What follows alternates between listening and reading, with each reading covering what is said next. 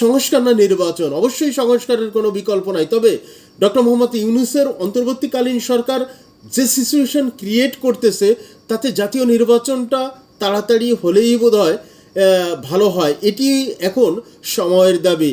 আগে তো শুধু বিএনপি বলতো নির্বাচন নির্বাচন, কিন্তু এখন পথে ঘাটে চায়ের দোকানে সাধারণ মানুষও বলতে শুরু করেছে জাতীয় নির্বাচনটা তাড়াতাড়ি হলেই বোধহয় ভালো হয়। যাই হোক, আপনারা ইতিপূর্বে শেখ হাসিনার অনেক ফোন কল শুনেছেন।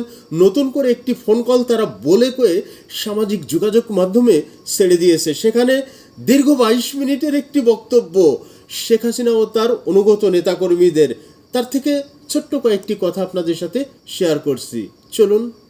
আমাদের প্রত্যেকে গণভবন থেকে শুরু করে সবই তো লুট করতে, এবং ইউনূস নিজেই তো গণভবনে গেছিল লুট করতে। ছবি দেখা